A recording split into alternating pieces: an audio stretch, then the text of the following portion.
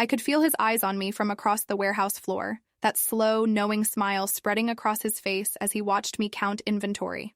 The way Ignacio moved through the space, confident, unhurried, like he owned every inch of it, sent a quiet thrill through me that I tried to ignore.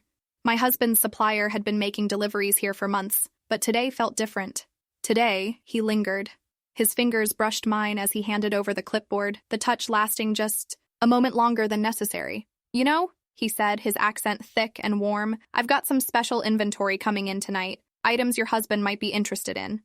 The way he said it, the way his gaze held mine, made it clear he wasn't just talking about business. Quick, pause. If you're already hooked by this story, smash that like button and hit subscribe. Trust me, you'll want to see where this goes.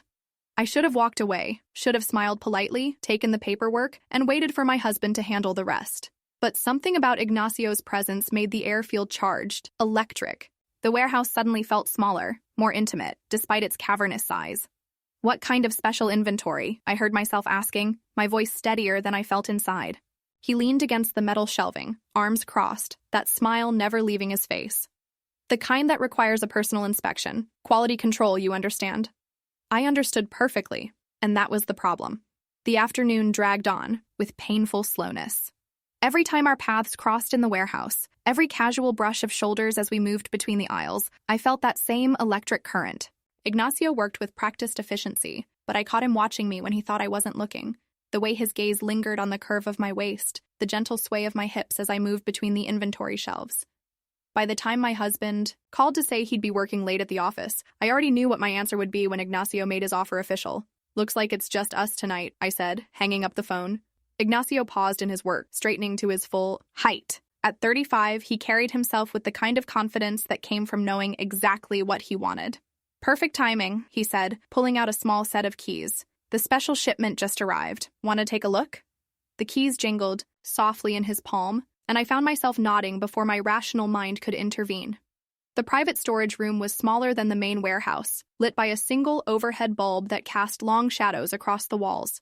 Ignacio moved ahead of me, his broad shoulders blocking out some of the light as he approached a series of unmarked crates. "This stuff," he said, running his hand along the smooth wood, "it's different, higher quality, more personal." He turned to face me, and in the dim light, his features looked sharper, more intense. "Want to feel how smooth it is?" I stepped closer, close enough to catch the scent of his cologne mixed with something earthier, more masculine. When I reached out to touch the crate, his hand covered mine, guiding my fingers along the grain of the wood. His skin was warm, calloused from years of manual work, and the contact sent a shiver up my arm. "Smooth," I whispered, not trusting my voice to stay steady at normal volume. "Very smooth," he agreed, but his eyes weren't on the crate anymore. They were on me. The moment stretched between us heavy with possibility. I should have pulled away, should have remembered the wedding ring on my finger, the man who trusted me to handle his business. Instead, I found myself leaning into Ignacio's touch, letting his thumb trace small circles on the back of my hand. "Mira," he said softly, my name rolling off his tongue like a caress. This tension between us. I know you feel it too. I couldn't deny it, couldn't pretend that every interaction hadn't been building to this moment. "My husband," I started, but Ignacio shook his head. "Isn't here," he finished. "It's just us, and this moment. No one else has to know." His free hand came up to cup my cheek, thumb brushing across my lower lip. The touch was gentle but sure, and I found myself leaning into it, despite every rational thought screaming at me to stop. "I've wanted this since the first day I saw you," he confessed, his voice barely above a whisper. "The way you move, the way you handle yourself, you're incredible." The confession broke something loose inside me. Before I could second-guess myself, I rose up on my toes and pressed my lips to his. The kiss was electric, months of suppressed attraction finally finding an outlet. Ignacio responded immediately, his arms wrapping around my waist and pulling me closer. His lips were firm but gentle, moving against mine with a skill that made my knees weak. When we finally broke apart, both of us were breathing hard. "Are you sure about this?" he asked, searching my eyes for any hint of hesitation. The question gave me a moment to think, to consider the consequences. But standing there in his arms, feeling more alive than I had in months, the answer was easy. "Yes," I breathed, and he didn't need to hear it twice. His hands found the hem of my blouse, fingers skimming along my skin as he slowly lifted the fabric. Each touch sent sparks through me, awakening nerves I'd forgotten existed. When the blouse finally fell to the concrete floor, his gaze roamed over me with open appreciation. "Beautiful," he murmured, his accent making the word sound like poetry. His fingers traced the edge of my bra, barely there touches that had me, arching toward him. I reached for his shirt, fumbling with buttons in my eagerness. He chuckled softly, covering my hands with his and slowing my movements. "Easy," he said, his voice warm with amusement. "We have all night." The reminder made my pulse quicken. All night, no rushing, no stolen moments. Just us and this incredible tension that had been building for weeks. When his shirt finally joined mine on the floor, I couldn't help but stare. Years of physical work had sculpted his torso into something that belonged in a magazine. My fingers traced the lines of muscle, marveling at the contrast between his smooth skin and the roughness of his hands. He shivered under my touch, a quiet sound escaping his lips that made heat pool low in my stomach. "Your turn to feel something smooth," I whispered, guiding his hands to my waist. He needed no further encouragement, his palms sliding up my ribcage, with reverent slowness. When his thumbs brushed over sensitive skin, I gasped, my back arching involuntarily. The sound seemed to affect him as much as the touch affected me, his breathing becoming more labored. He lifted me easily, setting me on the edge of a nearby workbench. The metal was cool against my skin, a sharp contrast to the heat radiating from his body as he stepped between my legs. This new position brought us to eye level, and I could see the desire burning in his dark gaze. "I want to take my time with you," he said, his hands running up and down my thighs. "Want to learn every inch of you." The promise sent a shiver through me. When his lips found my neck, pressing soft kisses along the sensitive skin, I couldn't hold back a quiet sound of pleasure. He took his time just as he'd promised, exploring with lips and tongue and the faint scrape of stubble. Each touch was deliberate, designed to drive me slowly out of my mind with want. His hands worked at my remaining clothes with practiced efficiency, but his movements remained unhurried. When cool air hit newly exposed skin, I trembled, but his warm palms were there immediately to soothe and caress. "Perfect," he breathed against my collarbone. "Absolutely perfect." The words, combined with the worship in his touch, made me feel like a goddess.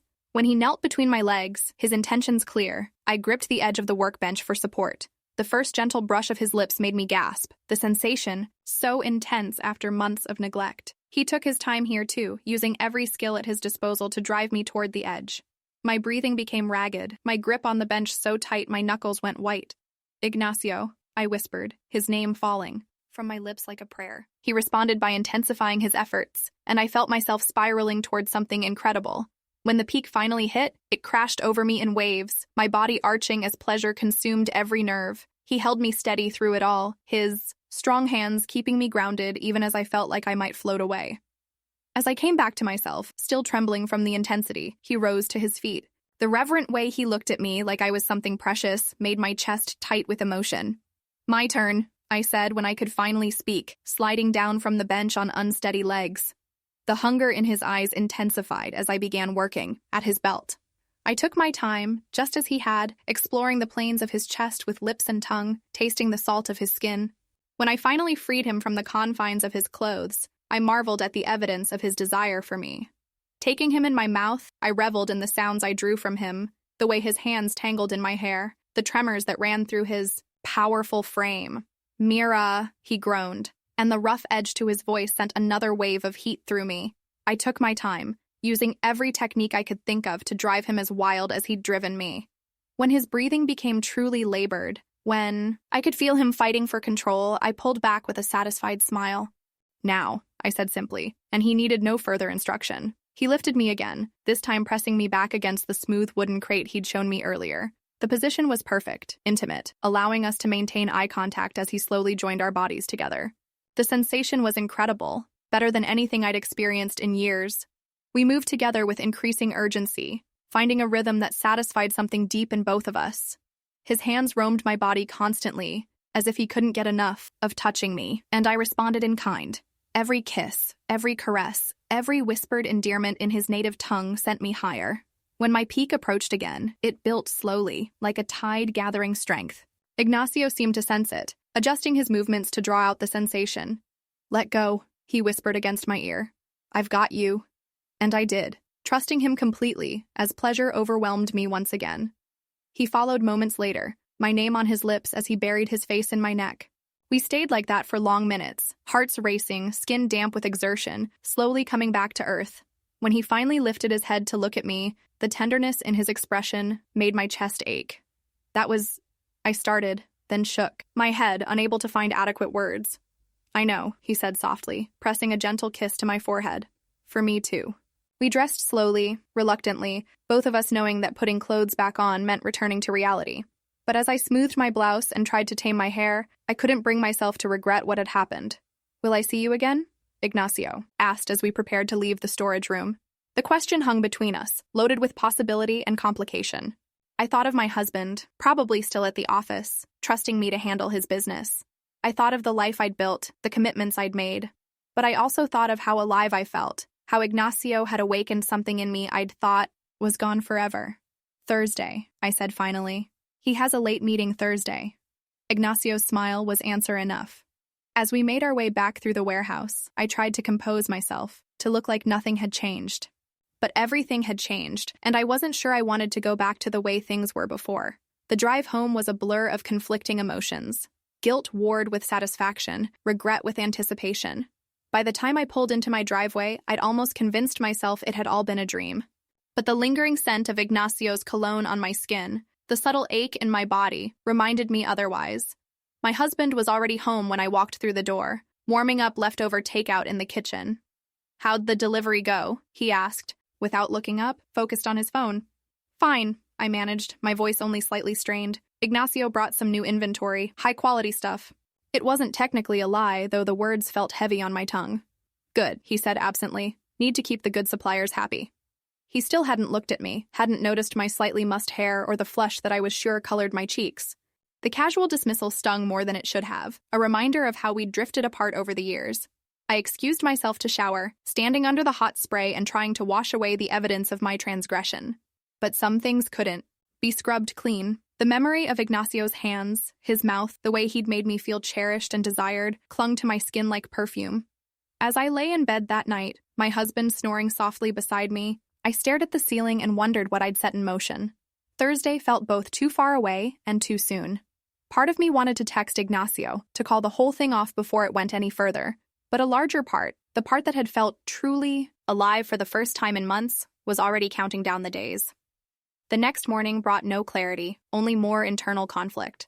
I went through the motions of my usual routine, making coffee, checking emails, pretending everything was normal. But when my phone buzzed with a text from an unknown number, my heart leaped into my throat. Thank you for last night. Can't stop thinking about you. The message was simple, but it sent heat racing through my veins. I stared at the screen for long minutes before finally typing back, me too. It was dangerous, leaving evidence, but I couldn't help myself. The days leading up to Thursday crawled by with agonizing slowness. Every interaction with my husband felt loaded with guilt. Every casual question about work made me paranoid. But beneath the guilt was anticipation, a thrumming excitement that made it hard to concentrate on anything else. When Thursday finally arrived, I found myself taking extra care with my appearance. A dress that hugged my curves just right, perfume applied to all the right places, hair styled in soft waves. I told myself it was just confidence, but I knew better. The warehouse felt different when I arrived that evening, charged with possibility. Ignacio was already there, and the look in his eyes when he saw me confirmed that he'd been thinking about this as much as I had. You look incredible, he said, his voice rough with want. So do you, I replied, taking in his perfectly fitted jeans and the way his shirt stretched across his broad chest. This time, there was no pretense about inventory.